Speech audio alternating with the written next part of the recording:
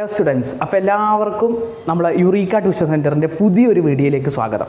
അപ്പോൾ നമ്മൾ ഇന്ന് ഡിസ്കസ് ചെയ്യാൻ പോകുന്നത് നമ്മളെ 9th CBSEയിലെ 3rd ചാപ്റ്റർ ഗ്രാവിറ്റേഷൻ എന്ന് പറയുന്ന ചാപ്റ്ററാണ്. അപ്പോൾ ഈ ചാപ്റ്ററിൽ നമ്മൾ പറയുന്നത് എന്താണ് ഗ്രാവിറ്റേഷൻ എന്നും ആ ഗ്രാവിറ്റേഷൻ്റെ ഗ്രാവിറ്റിയെക്കുറിച്ചുള്ള കുറച്ച് കാര്യങ്ങളുമാണ്. അപ്പോൾ ഗ്രാവിറ്റേഷൻ എന്ന് പറഞ്ഞാൽ അതെന്താണെന്ന് നമുക്ക് ആദ്യമായിട്ട് പറഞ്ഞു തന്നത് ഐസക് ന്യൂട്ടൺ എന്ന് പറയുന്ന സയൻറ്റിസ്റ്റാണ്. അദ്ദേഹം പറഞ്ഞത് ഇങ്ങനെയാണ്. അതായത് അദ്ദേഹം ഒരു ആപ്പിൾ ട്രീയുടെ ചോട്ടിലിരുന്നപ്പോൾ അദ്ദേഹത്തിൻ്റെ തലയിലേക്ക് എന്ത് വന്നു വീണു? ഒരു ആപ്പിൾ വന്നു വീണു. അപ്പോൾ അദ്ദേഹത്തിന് സംശയം തോന്നി, എന്തുകൊണ്ടാണ് ഈ ആപ്പിൾ കറക്റ്റിൻ്റെ തലക്ക് വീണത്? ഇതിന് കുറച്ച് ചിന്തിച്ചൂടെ, ഞാനിവിടെ ഇരിക്കുന്നുണ്ട് എന്നും ഇതിന് മുകളിലേക്ക് പോയിക്കൂടെ എന്നും അദ്ദേഹം ആലോചിച്ചു. എന്തിനാ അത് കറക്റ്റിൻ്റെ മണ്ടക്കന്നെ വന്ന് വീണത്? നമ്മളാണെങ്കിൽ എന്താ ചെയ്യുക? ആ ആപ്പിൾ ആദ്യം എടുത്ത് തിന്നിട്ടുണ്ടാവും. പക്ഷെ അദ്ദേഹം ആലോചിച്ചത് അതല്ല, തിന്നണതിനെ കുറിച്ചല്ല അദ്ദേഹം ആലോചിച്ചത്. അദ്ദേഹം എന്തിനാണ് ഈ ആപ്പിൾ എൻ്റെ മണ്ടയിലേക്ക് വന്ന് വീണത്? അപ്പോൾ അദ്ദേഹത്തിന് ആ ആപ്പിൾ എടുത്ത് നോക്കിയപ്പോൾ അദ്ദേഹത്തിന് ഒരു കാര്യം മനസ്സിലായി. അതായത് ആ ആപ്പിളിന് എന്തുണ്ട്? ഒരു മാസ് ഉണ്ട്. ഈ ആപ്പിൾ വന്ന് വീണ എർത്തിനും എന്തുണ്ട്? അല്ലെങ്കിൽ എർത്തിലേക്കാണല്ലോ അത് വന്ന് വീഴുന്നത്. അല്ലാതെ എല്ലാ ഒബ്ജക്റ്റുകളും എന്ത് ചെയ്യുന്നുണ്ട്? എർത്തിലേക്ക് വന്ന് വീഴുന്നുണ്ട്. അപ്പോൾ എർത്തിനും ഒരു മാസ് ഉണ്ട്, ഒബ്ജക്റ്റുകൾക്കും ഒരു മാസ് ഉണ്ട്. അപ്പോൾ ഈ മാസുള്ള ഒബ്ജക്റ്റുകൾ തമ്മിൽ എന്തുണ്ട്? ഒരു അട്രാക്ഷൻ ഉണ്ട്. ആ അട്രാക്ഷനെ അദ്ദേഹം വിളിച്ച പേരാണ് എന്ത്? ഗ്രാവിറ്റേഷൻ. അപ്പോൾ ഗ്രാവിറ്റേഷൻ എന്താണെന്ന് ചോദിച്ചാൽ അതൊരു അട്രാക്റ്റീവ് ഫോഴ്സാണ്. അദ്ദേഹത്തിന് മനസ്സിലായി എന്താണ്? ഗ്രാവിറ്റേഷൻ ഒരിക്കലും റിപ്പൽസീവ് അല്ല, റിപ്പൽ ചെയ്യുന്ന ഫോഴ്സ് അല്ല. ഗ്രാവിറ്റേഷൻ എന്ന് പറയുന്നത് ഒരു അട്രാക്റ്റീവ് ഫോഴ്സാണ്. ആ ഫോഴ്സ് രണ്ട് ഒബ്ജക്റ്റുകൾക്കിടയിൽ ആക്ട് ചെയ്യുന്ന ഫോഴ്സാണ്. ഓക്കെ, ആ രണ്ട് ഒബ്ജക്റ്റുകൾക്കും എന്തും വേണം? മാസും വേണം. അപ്പോൾ മാസുള്ള ഏത് രണ്ട് ഒബ്ജക്റ്റുകൾക്കിടയിലും ഒരു അട്രാക്റ്റീവ് ഫോഴ്സ് ഉണ്ട്. ആ അട്രാക്റ്റീവ് ഫോഴ്സിനെ വിളിക്കുന്ന പേരാണ് ഗ്രാവിറ്റേഷണൽ ഫോഴ്സ്. ഓക്കെ ആണോ? അപ്പോൾ ഗ്രാവിറ്റേഷണൽ ഫോഴ്സ് എന്ന് പറഞ്ഞാൽ it is the attractive force between any two object having mass. അപ്പോൾ മാസ് ഉള്ള രണ്ട് ഒബ്ജക്റ്റുകൾക്കിടയിലുള്ള അട്രാക്റ്റീവ് ഫോഴ്സാണ് ഗ്രാവിറ്റേഷൻ അല്ലെങ്കിൽ ഗ്രാവിറ്റേഷണൽ ഫോഴ്സ്. ഓക്കെ ആണോ? ഓക്കെ, ഇത് ഓക്കെയാണ്. അപ്പം അത് കഴിഞ്ഞിട്ട് അദ്ദേഹം എന്ത് ചെയ്തു? മുകളിലേക്ക് നോക്കിയപ്പോൾ നമ്മൾ ആരിനെ കണ്ടു? ചന്ദ്രനെ കണ്ടു. ഈ ചന്ദ്രൻ എന്ത് ചെയ്യുന്നുണ്ട്? എർത്തിന് ചുറ്റും ഇങ്ങനെ റിവോൾവ് ചെയ്യുന്നുണ്ട്. അതെന്താ? അതിന് വേറെ പണിയൊന്നുമില്ലേ? അതായത് നമ്മളെ എർത്തിന് ചുറ്റും ഇങ്ങനെ ഒരു കാര്യമില്ലാതെ ഇങ്ങനെ റിവോൾവ് ചെയ്യുന്നുണ്ട്. അത് എന്തിനാണ് എന്നൊരു സംശയം അദ്ദേഹത്തിന് തോന്നി. മാസം മാസം ഭൂമി ശമ്പളമൊന്നും കൊടുക്കുന്നില്ല, അല്ലെങ്കിൽ ഭൂമിയോടുള്ള അത്ര ഇഷ്ടം കൊണ്ടൊന്നല്ല ഇങ്ങനെ റിവോൾവ് ചെയ്യുന്നത്, അല്ലേ? അപ്പോൾ ഇത് കൃത്യമായിട്ട് ചെയ്യുന്നുണ്ട്. അതായത് എർത്തിന് ചുറ്റും കൃത്യമായിട്ട് എപ്പോഴും ഇങ്ങനെ റിവോൾവ് ചെയ്യുന്നുണ്ട്. അതെന്തിനാണെന്നൊരു സംശയം തോന്നി. അപ്പോൾ അദ്ദേഹം എന്ത് ചെയ്ത് നോക്കി? ഒരു എക്സ്പെരിമെൻറ്റ് ചെയ്ത് നോക്കി. അതായത് എന്തുകൊണ്ടാണ് ഈ കറങ്ങുന്നതാണല്ലോ കണ്ടുപിടിക്കേണ്ടത്. അപ്പോൾ എന്തുകൊണ്ടാണ് ഈ എർത്തിന് ചുറ്റും ഇങ്ങനെ കറങ്ങുന്നത്? അതാണ് വേണ്ടത്. അതാണ് സംശയം. അപ്പോൾ നിങ്ങളെന്തെന്ന് ആലോചിച്ച് നോക്കടാ, ഒരു വസ്തു ഇങ്ങനെ കറങ്ങുന്നുണ്ടെങ്കിൽ അതിന് അർത്ഥം എന്താ? അത് മോഷനിലാണ്, ശരിയല്ലേ? അതായത് എർത്തിന് ചുറ്റും മോഷനിലാണ്. അപ്പോൾ നമുക്കറിയാലോ, ഒരു ഒബ്ജക്റ്റിനെ മൂവ് ചെയ്യിക്കണമെങ്കിൽ എന്ത് വേണ്ടി വരും? അവിടെ ഒരു ഫോഴ്സ് വേണ്ടി വരും. അതായത് ഒരു ഫോഴ്സ് കൊടുത്താൽ മാത്രമേ ഒബ്ജക്റ്റ് എന്ത് ചെയ്യുള്ളൂ? മൂവ് ചെയ്യുള്ളൂ. നമുക്കറിയാം, അല്ലേ? നമ്മൾ തള്ളണ്ടേ, അല്ലെങ്കിൽ ആരെങ്കിലും വന്നിട്ടൊരു ഫോഴ്സ് കൊടുക്കണ്ടേ, എന്നാലല്ലേ അത് മൂവ് ചെയ്യുള്ളൂ. ശരിയാണ്. അപ്പോൾ നമുക്ക് എങ്ങനെയാണ് ഈ റൊട്ടേഷൻ ഉണ്ടാവുക നമുക്ക് നോക്കിയേക്കാം. അല്ലെങ്കിൽ എങ്ങനെയാണ് സർക്കുലാർ മോഷൻ? അതായത് എർത്തിന് ചുറ്റും എന്തിനാണ് ഇങ്ങനെ സർക്കുലാർ പാത്തിലൂടെ മൂവ് ചെയ്യുന്നത്? സർക്കുലാർ പാത്തിലൂടെ മൂവ് ചെയ്യുന്നതിനെയാണല്ലോ നമ്മൾ സർക്കുലാർ മോഷൻ എന്ന് പറയാം. അപ്പോൾ എങ്ങനെയാണ് ഈ സർക്കുലാർ മോഷൻ പ്രൊഡ്യൂസ് ചെയ്യുന്നത് എന്ന് നമുക്കൊന്ന് നോക്കി നോക്കാം. അപ്പോൾ നോക്കടാ, സർക്കുലാർ മോഷൻ എങ്ങനെയാണ് പ്രൊഡ്യൂസ് ചെയ്യുന്നത്? Circular motion. അപ്പോൾ അതിനു വേണ്ടി നമുക്ക് എന്ത് ചെയ്യാം? ജസ്റ്റ് നമുക്കൊരു ഡെമോ ചെയ്ത് നോക്കാം. അതായത് ഞാൻ എന്ത് ചെയ്തു? ഒരു കയറിൽ ഒരു ഒബ്ജക്റ്റ് ഇങ്ങനെ കെട്ടിവെച്ചിരിക്കുകയാണ്. എന്നിട്ട് ഞാൻ ഈ ഒബ്ജക്റ്റിന് എന്ത് ചെയ്യുന്നു? ഇങ്ങനെ റൊട്ടേറ്റ് ചെയ്യുന്നു. കണ്ടോ? ഇപ്പം ഈ ഒബ്ജക്റ്റ് എന്തിലാണ്? സർക്കുലാർ മോഷനിലാണ്. കണ്ടോ? സർക്കുലാർ മോഷനിലാണ്. ഇതിനാരാ സർക്കുലാർ മോഷനിൽ എത്തിച്ചത്? അല്ലെങ്കിൽ ആരാ ഇതിനെ കറക്കണത്? ഞാൻ, രാധപ്പാര. അപ്പോൾ ഞാൻ ഈ ഒബ്ജക്റ്റിനെ ഇങ്ങനെ കറക്കിക്കൊണ്ടിരിക്കുന്നുണ്ട്. കണ്ടോ? അതിന് വേണ്ടിയിട്ട് ഞാൻ എന്ത് ചെയ്യുന്നുണ്ട്? ഒരു ഫോഴ്സ് ഇങ്ങനെ കൊടുക്കുന്നുണ്ട്. കണ്ടോ? ഞാനൊരു ഫോഴ്സ് കൊടുക്കുമ്പോൾ ഈ ഒബ്ജക്റ്റ് ഇങ്ങനെ കറങ്ങുകയാണ്. ശരിയല്ലേ? അപ്പോൾ ഈ ഒരു ഒബ്ജക്റ്റിന് ഞാൻ ഫോഴ്സ് കൊടുക്കുന്നില്ലെങ്കിലോ ഇത് കറക്റ്റ് ഇങ്ങനെ തൂങ്ങി കിടക്കുകയാണ്. കണ്ടോ? അപ്പോൾ നമ്മളൊരു ഫോഴ്സ് കൊടുക്കുന്നുണ്ട്. ആ ഫോഴ്സ് കൊണ്ടാണ് ഈ ഒബ്ജക്റ്റ് എന്ത് ചെയ്യുന്നത്? സർക്കുലാർ മോഷനിൽ തന്നെ നിൽക്കുന്നത്. അപ്പോൾ ഒരു ഒബ്ജക്റ്റിനെ സർക്കുലാർ മോഷനിൽ കീപ്പ് ചെയ്യണമെങ്കിൽ അവിടെ ഒരു ഫോഴ്സ് ഉണ്ടായിരിക്കും. ശരിയല്ലേ? ആ ഫോഴ്സിനെ വിളിക്കുന്ന പേരാടാ എന്ത് ഫോഴ്സ്? Centripetal force. അത് നിങ്ങൾ കേട്ടിട്ടുണ്ടാവും, സെൻട്രിപെറ്റൽ ഫോഴ്സ്.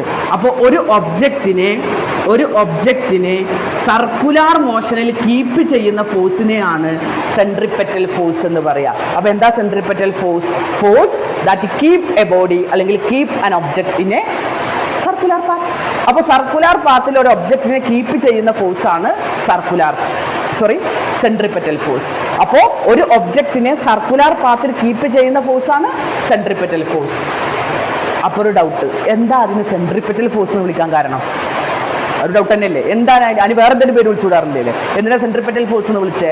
അപ്പോൾ നിങ്ങളൊന്ന് നോക്കിക്കാടാ, ഒരു ഒബ്ജക്റ്റിനെ നമ്മൾ കറക്കുമ്പോൾ നിങ്ങൾ ശ്രദ്ധിച്ചേ, നമ്മൾ എങ്ങനെ ഫോഴ്സ് കൊടുക്കുന്നത്? സത്യത്തിൽ നമ്മൾ ഒരു ഒബ്ജക്റ്റിനെ കറക്കുമ്പോൾ ഈ ഒബ്ജക്റ്റിനെ നമ്മൾ എന്ത് ചെയ്യാണ്? നമ്മൾ ഇങ്ങനെയല്ലേ കറക്കുന്നത്? കണ്ടോ?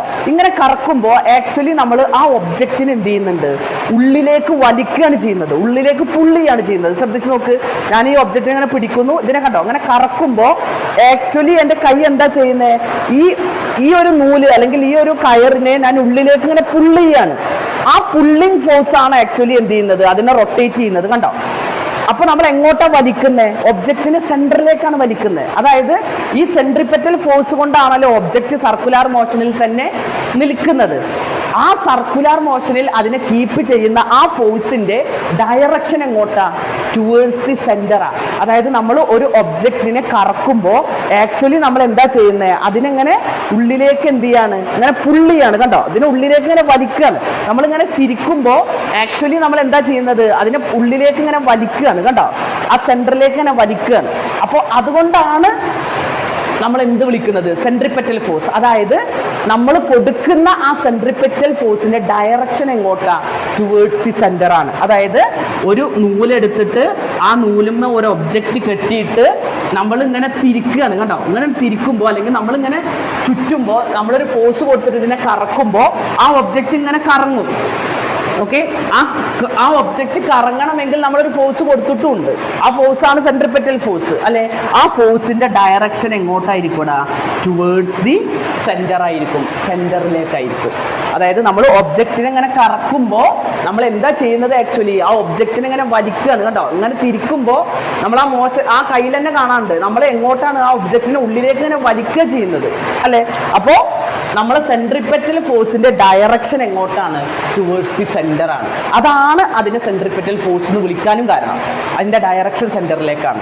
അപ്പോൾ സെൻട്രിപെറ്റൽ ഫോഴ്സ് അതിന്റെ ഡയറക്ഷൻ ടുവേഴ്സ് ദി സെന്റർ ആണ്. ഇനി അഥവാ ആ ഫോഴ്സ് ഇല്ലായിരുന്നെങ്കിലോ, അല്ലെങ്കിൽ ആ ഫോഴ്സ് പെട്ടെന്ന് നമ്മൾ സ്റ്റോപ്പ് ചെയ്താലോ, അതായത് ഒരു ഒബ്ജക്റ്റിനെ ഞാനിങ്ങനെ കറക്കുന്നതിനിടയ്ക്ക് ഞാൻ അങ്ങോട്ട് വിട്ടു എന്ന് വിചാരിക്കുക.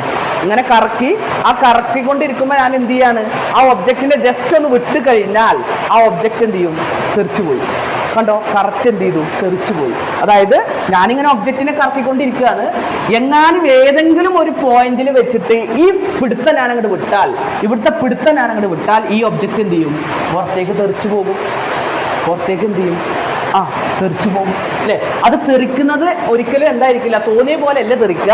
അതായത് ഒബ്ജക്റ്റ് ഇങ്ങനെ കറങ്ങിക്കൊണ്ടിരിക്കുകയാണ്, ഈ പോയിന്റിൽ വെച്ചിട്ട് ഞാൻ കൈ വിട്ടാൽ ആ ഒബ്ജക്റ്റ് കറക്റ്റ് എന്ത് ചെയ്യും? ഇങ്ങനെ പുറത്തേക്ക് ടാൻജന്റ് ആയിട്ട് എന്ത് ചെയ്യും? തെറിച്ചു പോകും. ടാൻജന്റ് ആയിട്ട് എന്ത് ചെയ്യും? തെറിച്ചു പോകും. അതായത് നമ്മൾ ഒബ്ജക്റ്റ് ഇങ്ങനെ സർക്കുലാർ പാത്തിലാണ്, നമ്മൾ എവിടെയെങ്കിലും വെച്ചിട്ട് നമ്മളെ നൂല് വിട്ട് കഴിഞ്ഞാൽ ആ ഒബ്ജക്റ്റ് എന്ത് ചെയ്യും? കറക്റ്റ് ടാൻജന്റ് ആയിട്ട് പുറത്തേക്ക് പോകും, സ്ട്രൈറ്റ് ആയിട്ട് പുറത്തേക്ക് പോകും. ഓക്കെ ആണോ? അപ്പോൾ അതിനർത്ഥം എന്താ? വിത്തൗട്ട് ദി അല്ലെങ്കിൽ in the absence of centripetal force ആ ഒബ്ജക്റ്റ് എന്ത് ചെയ്യും? ഒരു സ്ട്രെയിറ്റ് ലൈൻ പാത്തിലൂടെ മൂവ് ചെയ്യും. ശരിയല്ലേ? അപ്പൊ നിങ്ങൾ ആ കോൺസെപ്റ്റ് വെച്ചിട്ട് ഒന്ന് ആലോചിച്ച് നോക്ക്. ഒരു ഒബ്ജക്റ്റിനെ സർക്കുലാർ മോഷനിൽ കീപ്പ് ചെയ്യുന്നത് സെൻട്രിപെറ്റൽ ഫോഴ്സ് ആണ്. അപ്പൊ നമ്മളെ മൂണിനെ സർക്കുലാർ പാത്തിൽ കീപ്പ് ചെയ്യുന്നതും ആര് തന്നെയായിരിക്കും?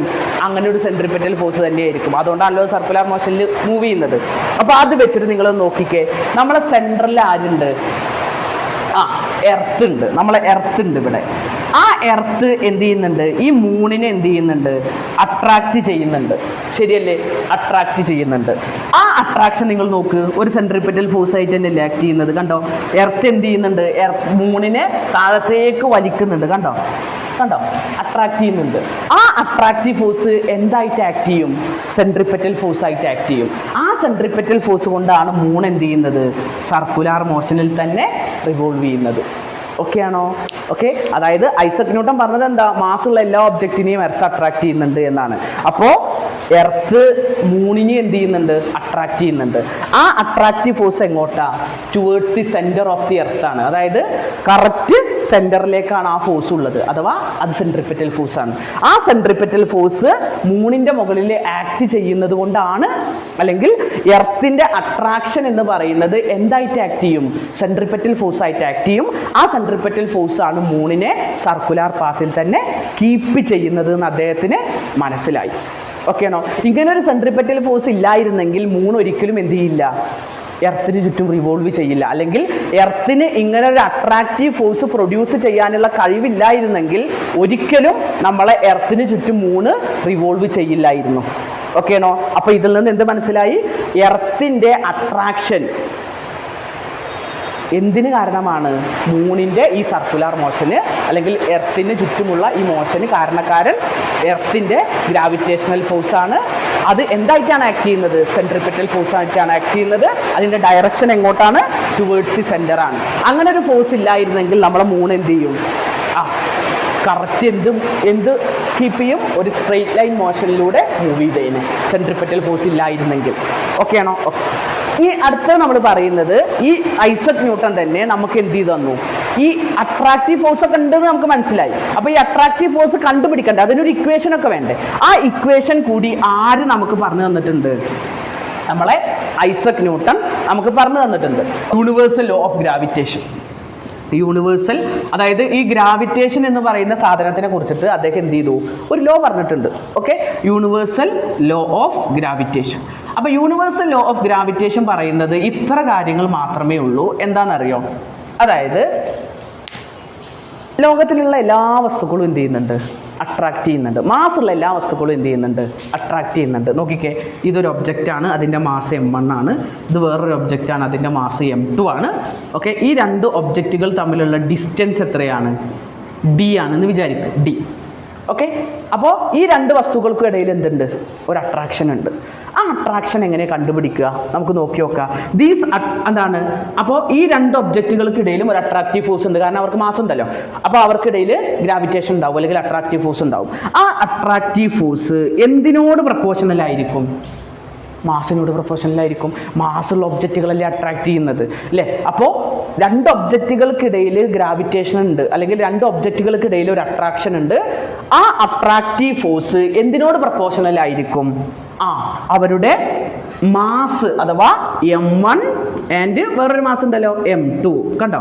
അപ്പോൾ ദീസ് അട്രാക്റ്റീവ് ഫോഴ്സ്, അതായത് ഈ രണ്ട് ഒബ്ജക്റ്റുകൾക്കിടയിലുള്ള അട്രാക്ഷൻ എന്ന് പറയുന്നത്, അല്ലെങ്കിൽ അട്രാക്റ്റീവ് ഫോഴ്സ് എന്ന് പറയുന്നത് എന്തിനോട് പ്രപ്പോർഷണൽ ആയിരിക്കും? അവരുടെ മാസിൻ്റെ പ്രൊഡക്റ്റിനോട് പ്രപ്പോർഷണൽ ആയിരിക്കും. നോക്ക്, m1 ഇൻറ്റു m2 അല്ലേ? അങ്ങനെ ഗുണിക്കുന്നതിനെയാണ് നമ്മൾ പ്രൊഡക്റ്റ് എന്ന് പറയുക. അപ്പോൾ attractive force directly proportional to product of their directly proportional to product of their mass. ഡിസ്റ്റൻസിനോട് എങ്ങനെയായിരിക്കും? അകലം കൂടുന്തോറും അട്രാക്ഷൻ കുറയും. ശരിയല്ലേ? അല്ലടാ, നമ്മളൊക്കെ അകന്നു പോകുമ്പോൾ നമ്മളിപ്പോൾ ഒരാളുമായിട്ട് നല്ല ഫ്രണ്ട്ഷിപ്പിലായിരുന്നു, നമ്മൾ കുറച്ച് ദൂരത്തേക്ക് പോയി കഴിഞ്ഞാൽ ആ ഫ്രണ്ട്ഷിപ്പ് പതുക്കെ ഇല്ലാതാവാം, മേ ബി. അപ്പോൾ അകലം കൂടുന്തോറും സ്നേഹം കുറയും, അഥവാ അട്രാക്ഷൻ കുറയും. അപ്പോൾ ഡിസ്റ്റൻസ് കൂടിയാൽ അട്രാക്ഷൻ കുറയും. അപ്പോൾ എന്താ? Inversely proportional. കണ്ടോ?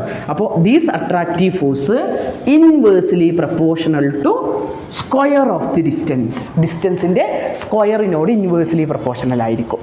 ഓക്കെ, അപ്പോൾ യൂണിവേഴ്സൽ ലോ ഓഫ് ഗ്രാവിറ്റേഷൻ എന്താ പറയുന്നത്? എവരി ഒബ്ജക്റ്റ്, എല്ലാ ഒബ്ജക്റ്റും ഇൻ ദി യൂണിവേഴ്സ്, ഈ പ്രപഞ്ചത്തിലുള്ള എല്ലാ ഒബ്ജക്റ്റുകളും attract each other. These attractive force, attractive force directly proportional to product of their masses and inversely proportional to square of the distance between them. അപ്പോൾ ചേർത്ത് പറ എങ്ങനെയാണ് പറയുക? അട്രാക്റ്റീവ് ഫോഴ്സ് ഡയറക്ട്ലി പ്രപ്പോർഷണലാണ് എന്തിനോട്? m1 m2 അല്ലേ? ഇൻവേഴ്സലി എന്ന് പറയുമ്പോൾ അടിയിലല്ലേ? നോക്ക്, ഡിവൈഡഡ് ബൈ d². ഓക്കെ. അപ്പോൾ ഈ പ്രൊപ്പോർഷണാലിറ്റി മാറ്റി നമുക്ക് ഈക്വൽ ടു ഇടാൻ നമ്മൾ എന്തെടുക്കണം? ഒരു കോൺസ്റ്റന്റ് എടുക്കണം. അപ്പോൾ എഫ് ഈക്വൽ ടു ആ കോൺസ്റ്റന്റ് ആണ് എന്ത്? ജി. ഗ്രാവിറ്റേഷൻ അല്ലേ, അപ്പോൾ G m1 m2 divided by D square. Okay okay okay. അപ്പോൾ ഈ ജി എന്താ? ജി നമ്മൾ എന്തിനാ ഉപയോഗിച്ച്? ഈ ഒരു പ്രൊപ്പോർഷണാലിറ്റി മാറ്റി ഈക്വൽ ടു എന്നിടാനാണ് നമ്മൾ ഈ ജി എടുത്തത്. അതൊരു കോൺസ്റ്റന്റാണ്. ഓക്കെ. അതിനെ പറയുന്ന പേരാണ് എന്ത്? അത് ആ ഒരു ആ ജിക്ക് ഒരു വാല്യൂ ഉണ്ട്, അത് നമ്മൾ നിർബന്ധമായിട്ടും പഠിച്ചിരിക്കണം. ആ ജി ആണ് എന്ത്? Universal gravitational constant. Universal law of gravitation അല്ലേ, അപ്പോൾ അതിലെ കോൺസ്റ്റന്റ് എന്തായിരിക്കും? എന്തായിരിക്കും? Universal gravitational constant. Universal gravitational constant. Okay. അതിൻ്റെ വാല്യൂ എത്രയെന്ന് അറിയോടാ? G is equal to 6.67 into 10⁻⁻11 ആണ്.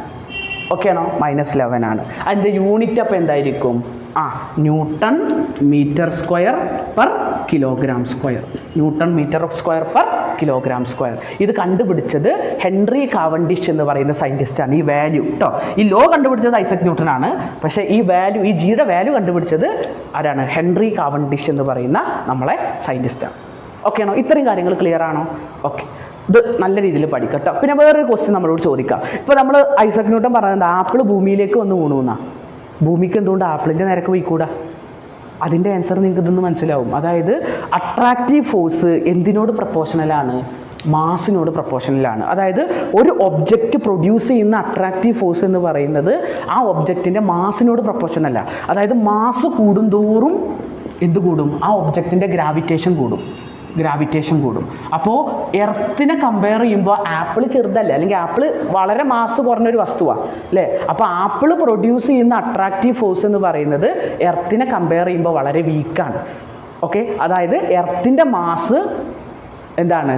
വെരി ഹൈ ആണ് ദാൻ ആപ്പിൾ. സോ എർത്തിൻ്റെ ഗ്രാവിറ്റി ആയിരിക്കും ആപ്പിളിനേക്കാൾ കൂടുതലായിട്ടുണ്ടാവുക. ഓക്കെ ആണോ? അപ്പോൾ മാസ് കൂടുന്തോറും ഗ്രാവിറ്റി കൂടും. അതുകൊണ്ടാണ് നമ്മളെ ഭൂമിയേക്കാൾ ഗ്രാവിറ്റി ആർക്കുണ്ട്? സണ്ണിനുണ്ട്. കാരണം സണ്ണിന് എന്ത് കൂടുതലാണ്? ഭൂമിയേക്കാൾ മാസ് കൂടുതലാണ്. അതുകൊണ്ടാണ് ഈ സണ്ണിനെ ചുറ്റിയിട്ട് എന്ത് ചെയ്യുന്നത്? മറ്റു പ്ലാനറ്റ്സുകൾ റിവോൾവ് ചെയ്യുന്നത്. ഓക്കെ ആണോ? അപ്പോൾ ബാക്കി നമുക്ക് എന്ത് ചെയ്യാം? നെക്സ്റ്റ് വീഡിയോയിൽ ഡിസ്കസ് ചെയ്യാം.